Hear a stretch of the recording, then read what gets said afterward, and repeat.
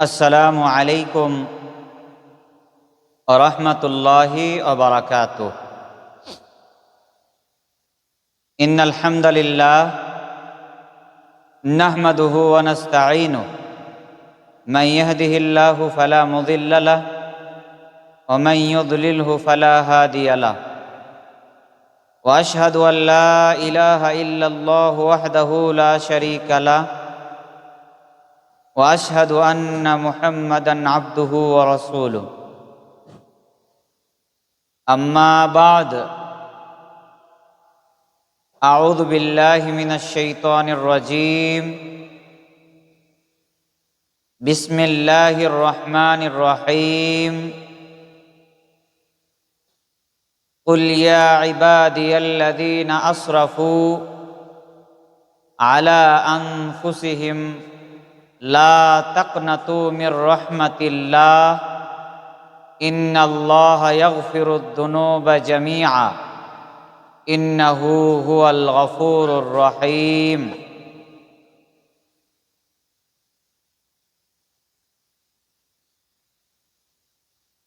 عن أبي هريرة رضي الله تعالى عنه قال قال رسول الله صلى الله عليه وسلم يا أيها الذين آمنوا توبوا إلى الله فإني أتوب إلى الله في اليوم 100 مرة رواه البخاري ومسلم. وقال رسول الله صلى الله عليه وسلم كل بني آدم خطاء وخير الخطائين التوابون رواه البخاري ومسلم. উপস্থিত সম্মানিত পর্দার আড়ালের মা ও বোনেরা, প্রশংসা সেই মহান আল্লাহ তাবারক ওয়া তাআলার জন্য, জিনার অশেষ দয়ায় অশেষ রহমতে আমরা মানুষ রূপে পৃথিবীতে এসেছি। দুরূদ ও সালাম নাজিল হোক প্রিয় নবী মুহাম্মদুর রাসূলুল্লাহ সাল্লাল্লাহু আলাইহি ওয়াসাল্লামের উপর, জিনার আগমনে আমরা দ্বীন ইসলামকে পেয়েছি। সম্মানিত উপস্থিতি, আজ সাপ্তাহিক ইজতেমায় আলোচনার বিষয় আল্লাহর দয়া ও তার কাছে ক্ষমা প্রার্থনা করা। এই শিরোনামে এক গুরুত্বপূর্ণ তথ্যবহন সংক্ষিপ্ত বিবরণের চেষ্টা করব ইনশাআল্লাহ। আমা তাওফীকি ইল্লা বিল্লাহ আলাইহি তাওয়াক্কালতু ওয়া ইলাইহি উনীব। রব্বি ইশরাহ লি সাদরি ওয়া ইয়াসসির লি আমরি ওয়াহলুল উকদাতাম মিন লিসানি ইয়াফকাহু কওলি। রব্বি জিদনি ইলমা আল্লাহুম্মা ফাক্কিহনি ফিদ্দীন।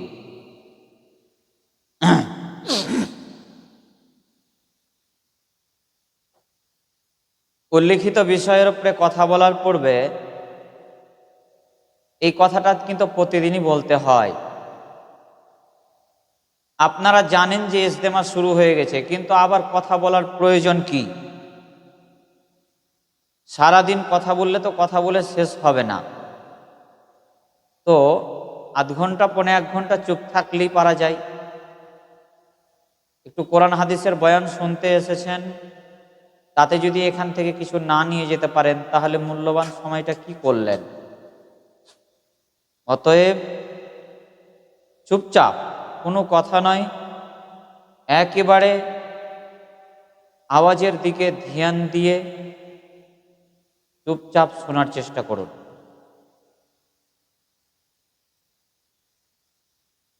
মহান আল্লাহর দয়া কতটুকু, তিনি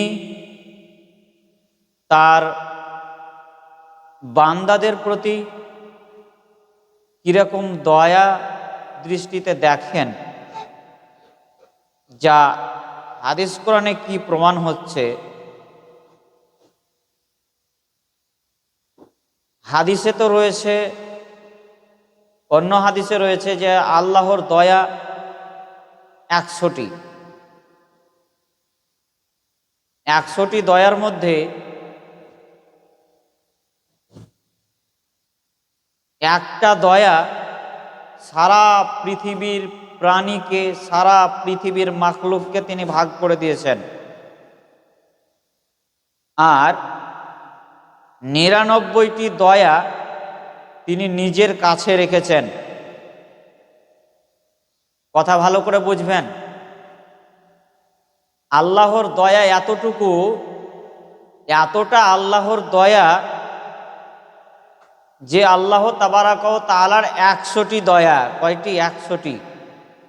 আর 100টি দয়ার মধ্যে মাত্র একটা সারা পৃথিবীর মাখলুককে দিয়েছেন, অর্থাৎ সারা পৃথিবীর সৃষ্টি, তিনার যতগুলো জীব সৃষ্টি করা হয়েছে, মানুষ থেকে জিন থেকে শুরু করে যতগুলো জীব সৃষ্টি করেছেন, তিনি সমস্ত জীবকে মাত্র একটা দয়া ভাগ করে দিয়েছেন।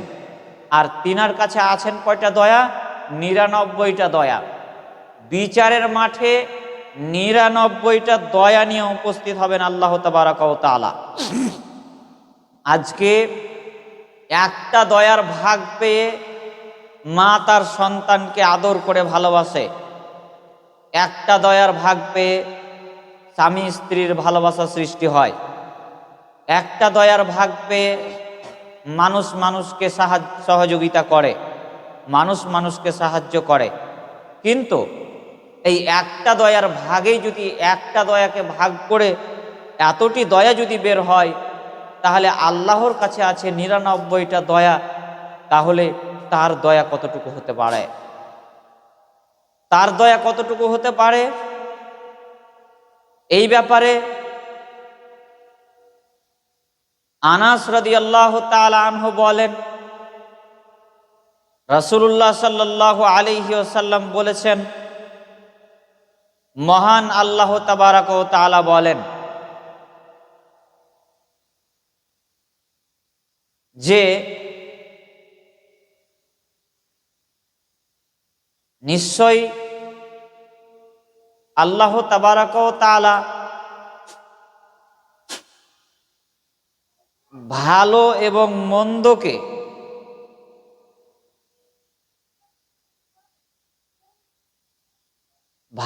এবং মন্দকে লিখে রেখেছেন।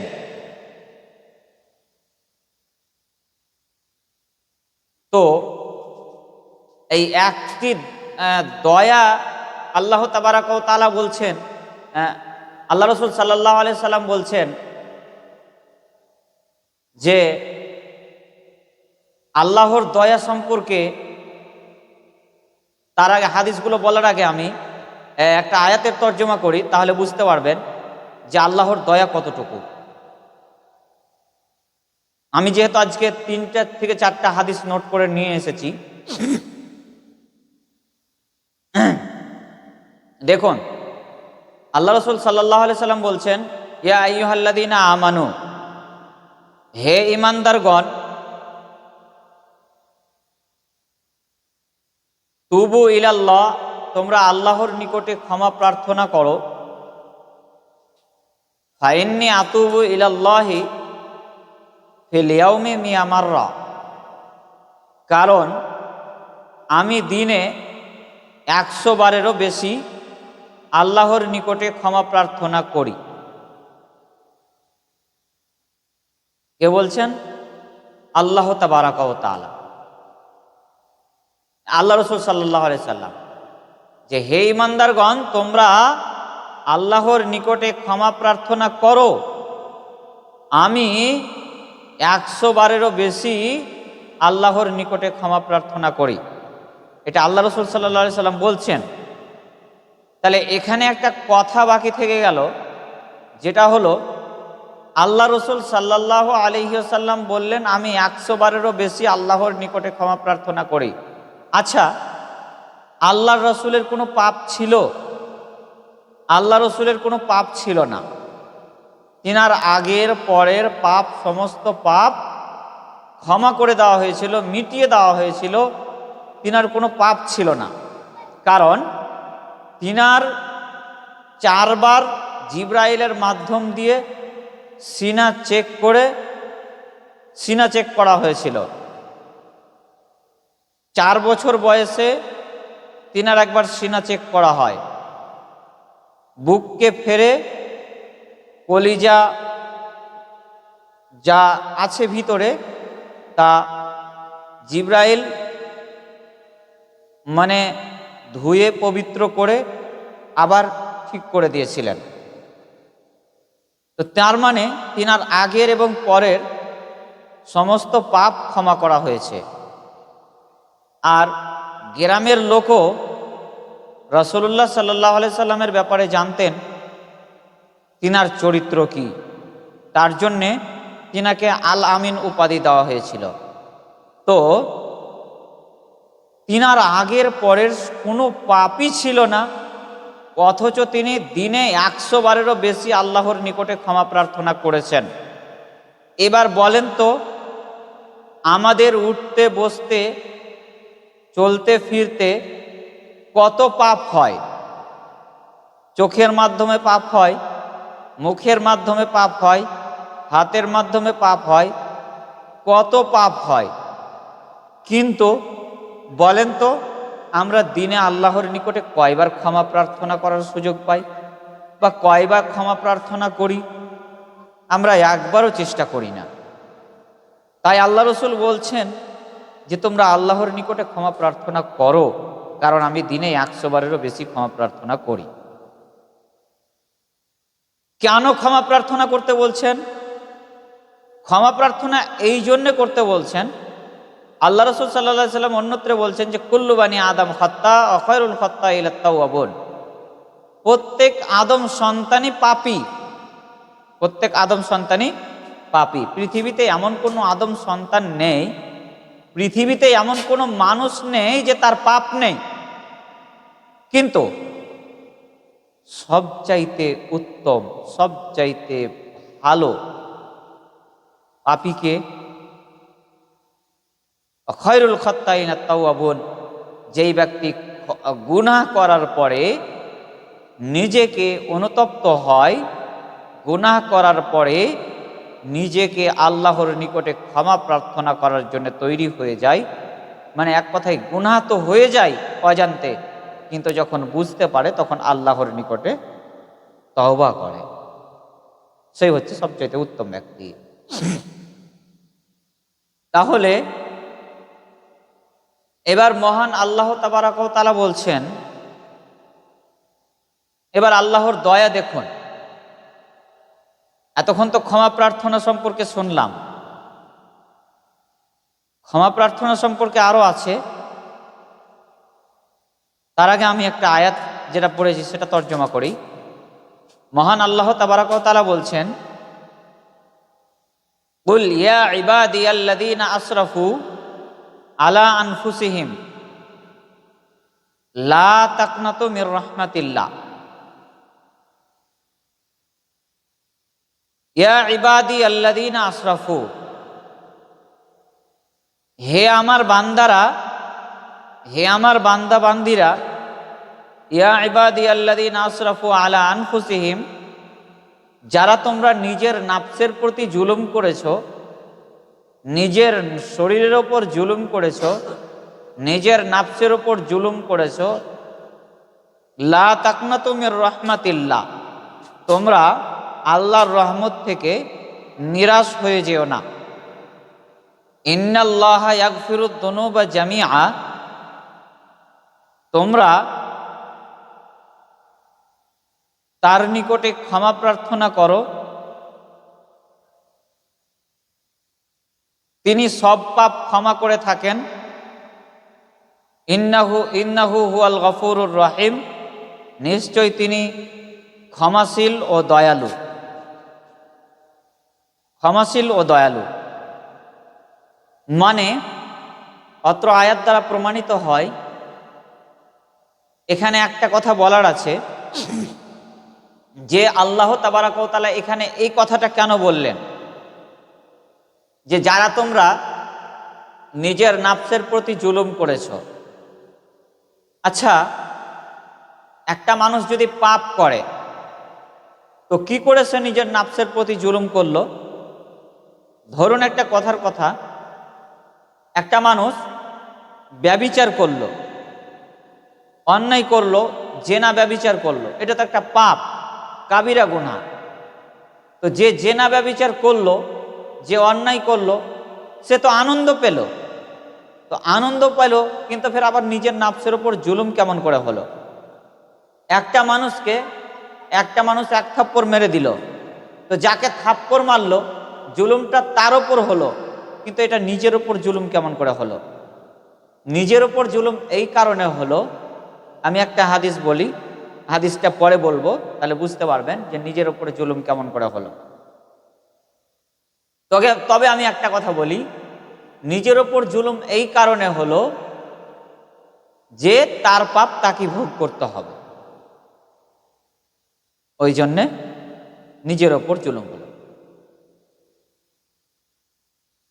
এবার আসুন আরো একটি হাদিস শুনে। ইবনে আব্বাস রাদিয়াল্লাহু তাআলা আনহু বলেন, রাসূলুল্লাহ সাল্লাল্লাহু আলাইহি ওয়াসাল্লাম বলেছেন যে নিঃসন্দেহে আল্লাহ তাবারক ওয়া তাআলা প্রত্যেকটা ভালো কাজ এবং মন্দ কাজকে লিখে রাখেন। এই কথা বলতে গিয়ে আল্লাহ রাসূল সাল্লাল্লাহু আলাইহি সাল্লাম পরের ব্যাখ্যায় বললেন, যেই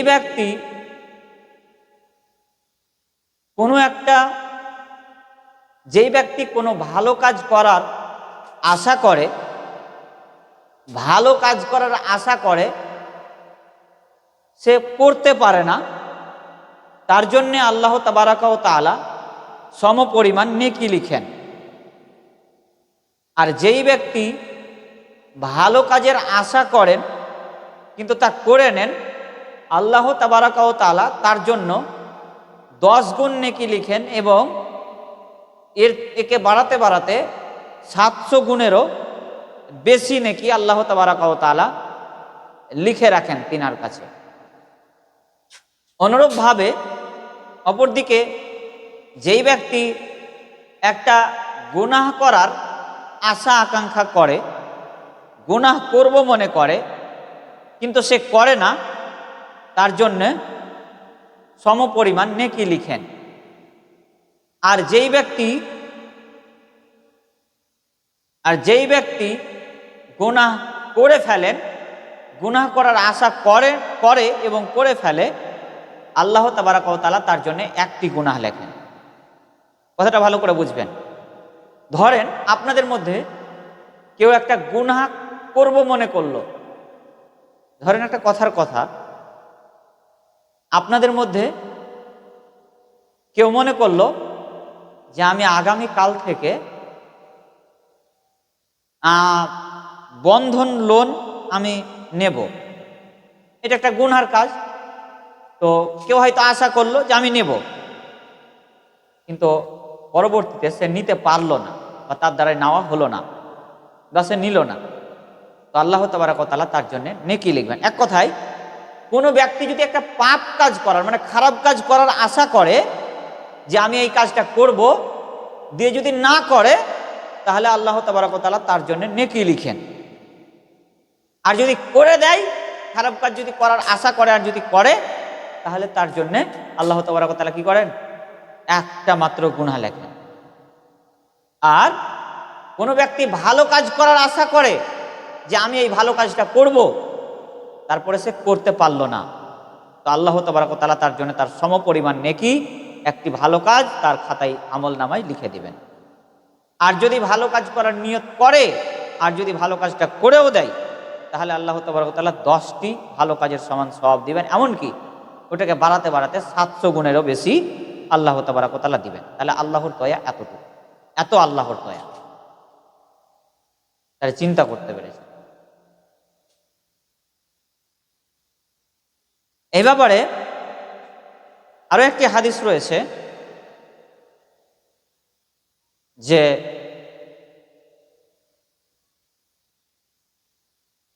আনাস আবু হুরায়রা রাদিয়াল্লাহু আবু জার গিফারি রাদিয়াল্লাহু তাআলা আনহু বলেন, রাসূলুল্লাহ সাল্লাল্লাহু আলাইহি ওয়াসাল্লাম তিনার বরত্ব মহান রবের নিকট হতে বর্ণনা করেছেন। আল্লাহ তাবারাক ওয়া তাআলা বলেন, হে আমার বান্দাগণ, আমি নিজের প্রতি নিজের ওপর জুলুমকে হারাম করেছি, আর হারাম করেছি তোমাদের জন্য। অতএব তোমরা এক অপরের ওপর জুলুম করবে না। আচ্ছা, এবার ওই আয়াতের ব্যাখ্যা, যে আল্লাহ তাবারাক ওয়া তাআলা জুলুম ভাষাটা কেন ব্যবহার করলেন, যে তোমরা যারা নিজের নাফসের উপর জুলুম করেছো, তোমরা আল্লাহর রহমত থেকে নিরাশ হইও না, তোমরা আল্লাহর নিকটে ক্ষমা চাও, নিশ্চয় তিনি ক্ষমাশীল। আচ্ছা, এটা হলো। এবার এখানে বলছেন যে হে আমার বান্দাগণ, আমি নিজের ওপর জুলুম হারাম করেছি, আর হারাম করেছি তোমাদের মধ্যেও। অতএব তোমরা নিজের এক অপরের প্রতি জুলুম করবে না।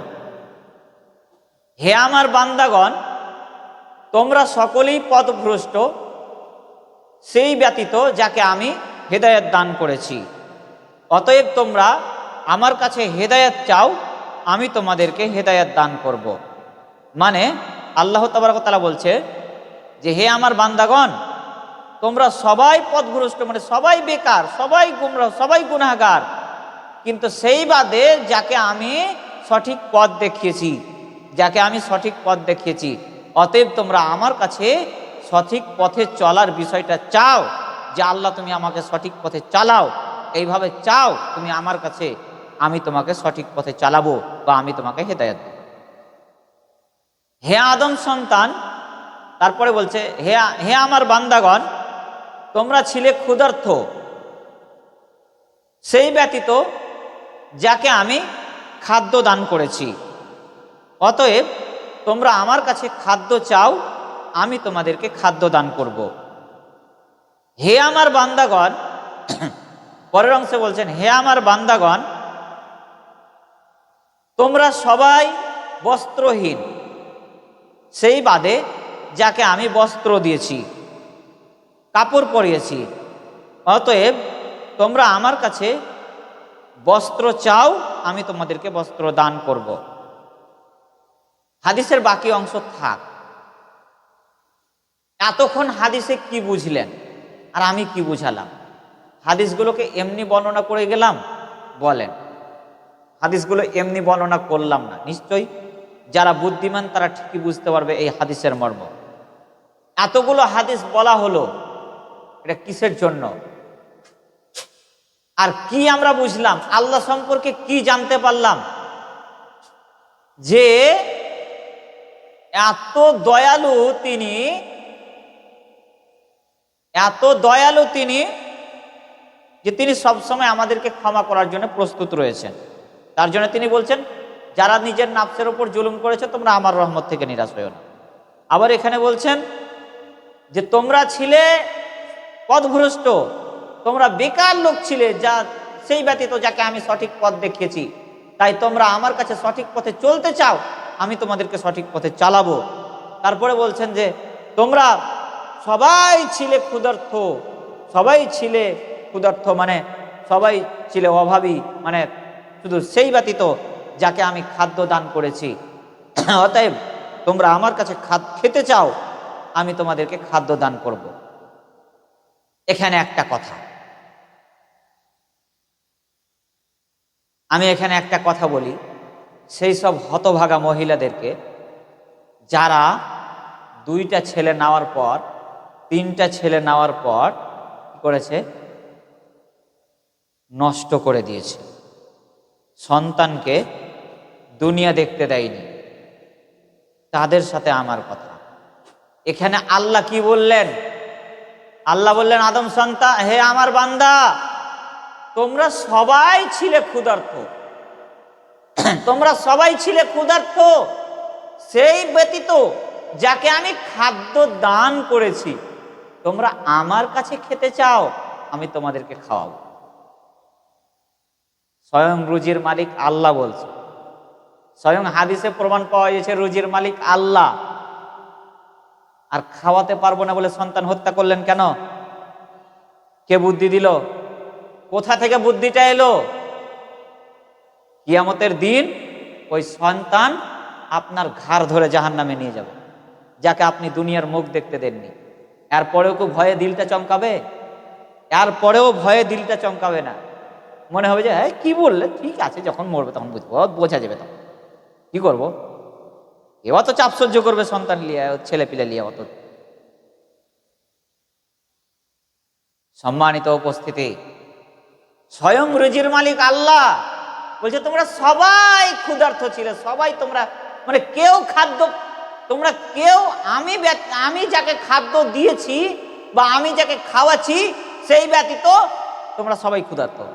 মানে আমরা, আল্লাহ বুঝাতে চাইছে যে তোমরা যে খাবারটা খেয়েছো এটা কার? এটা আমার, এটা তোমাদের নিজস্ব নয়। হতে পারে তোমাদের নিজস্ব ইনকাম করা টাকা, হতে পারে তোমাদের নিজস্ব ইনকাম করা টাকা, হতে পারে তোমার স্বামী বিদেশ থেকে খেটে এনে তোমাকে দিচ্ছে, হতে পারে। কিন্তু বলো তো, তোমার সুন্দর হাত পা যা দিয়ে তুমি খেটে খাচ্ছ সেটা কে দিয়েছে? সেটা আল্লাহ দিয়েছে। আল্লাহ দিয়েছে, আর জমিনে তোমার রুজি ছড়িয়ে দিয়েছে, তুমি সেখান থেকে কুড়িয়ে নাও। তাহলে তো বলছে তোমরা সবাই ক্ষুধার্ত, সেই ব্যতীত যাকে আমি খাদ্য দিয়েছি। তোমরা আমার কাছে খেতে চাও, তোমরা আমার কাছে খাদ্য চাও, আমি তোমাদেরকে খাদ্য দান করি। যে আল্লাহ, তুমি তো বলেছো সন্তান হত্যা করা মহাপাপ, আজ আমার 10টা ছেলে, আমি কি করে খাওয়াবো? তুমি খাদ্য দান করো। আল্লাহ খাদ্য দান করবে, স্বয়ং আল্লাহ বলছে, স্বয়ং আল্লাহ বলছে। হে আদম সন্তান, তোমরা রাত দিন পাপ করো,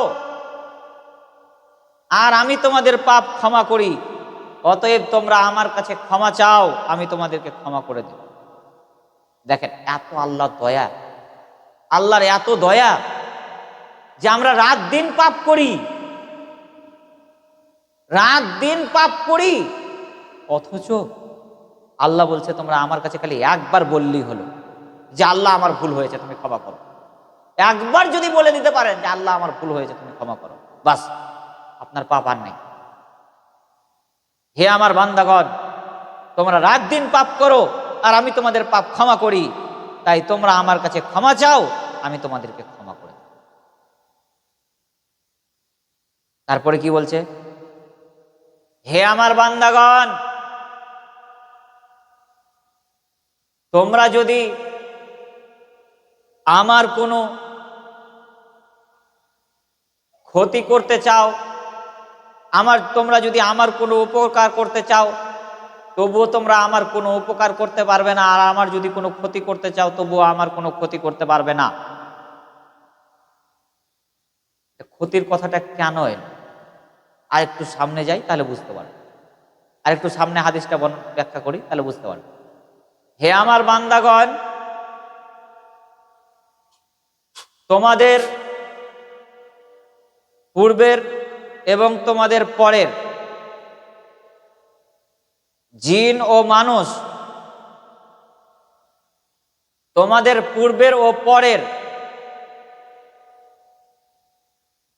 জিন ও মানুষ যদি তোমাদের মধ্যে সবচাইতে পরেজগার মুত্তাকি ব্যক্তির হৃদয়ের মতো হয়ে যায়, তাহলে আমার সম্মানের কিছুটা বাড়াতেও পারবে না, এক চুল পরিমাণ বাড়াতে পারবে না, আমার মর্যাদা যা আছে তাই থাকবে। হে আমার বান্দাগণ, তোমাদের পূর্বের এবং তোমাদের পরের সকলের জিন ও মানুষ যদি তোমাদের মধ্যে সবচাইতে পাপী ব্যক্তির হৃদয়ের মতো হয়ে যায়, তাহলে আমার কাছে যা আছে, আমার সম্মান যতটুকু আছে, তা থেকে এক চুল পরিমাণ কিছু কমাতেও পারবে না। কথা বুঝে এলো? এবার ওই কথাটা মনে আছে কি, যেই কথাটা আমি বললাম যে আল্লাহ বলছে যে যারা তোমরা নিজের নাফসের ওপর জুলুম করেছো, যারা নিজের ওপর জুলুম করেছো, তারা আমার রহমত থেকে নিরাশ হইও না। ওই কথাটা মনে আছে তো? এবার ওই কথাটা এইখানে ঘুরিয়ে এলো। আল্লাহ বলছে যে তোমরা সবাই মিলে যদি মানে পৃথিবীতে যতটুকু তোমরা মানুষ ও জিন যা আছো সবাই যদি আমার ইবাদত করতে লাগো, সবাই যদি পরেজগার হয়ে যাও, আমার সম্মান যতটুকু আছে ততটুকুই থাকবে, এক চুল পরিমাণ বাড়বে ওর। আর তোমরা সবাই যদি পাপী হয়ে যাও, মানে কেউ যদি আমাকে না মানো, কেউ যদি আমাকে না মানো, তাহলে আমার সম্মান যা আছে তা থাকবে, এক চুল পরিমাণ কমেও যাবে। মানে বুঝতে পারলেন? মানে আমরা ভালো কাজ করি আর না করি আমাদের ব্যক্তিগত ব্যাপার। আমরা ভালো কাজ করলে আমাদের ফল আমরা পাবো, আমরা খারাপ কাজ করলে আমাদের ফল আমরা পাবো। আল্লাহর কোনো যায় আসে না, আল্লাহর কোনো আসে যায় না। আল্লাহর কেউ কোনো ক্ষতি করতে পারবে না। হে আমার বান্দাগণ, পরের অংশে বলছেন, হে আমার বান্দাগণ, তোমরা তোমাদের পূর্বের এবং তোমাদের পরের মানুষ ও জিন সকলে মিলে যদি একই ময়দানে আমার কাছে প্রার্থনা করো, আমার কাছে কিছু চাও, আর আমি যদি তোমাদের চাওয়া পূরণ করে দিই, আমি যদি তোমাদের চাওয়া পূরণ করে দিই, তাহলে আমার কাছে যা আছে সমুদ্রতে সুই ডুবালে যেই পরিমাণ পানি কম হয়, যেই পরিমাণ পানি উঠে, সমুদ্রতে সুই ডুবিয়ে যেই পরিমাণ পানি উঠে, সেই পরিমাণ পানির চাইতে বেশি কিছু কম হবে না। কথা বুঝতে পারলেন? আর একবার বলি, ভালো করে একটু ধ্যান দেন তো।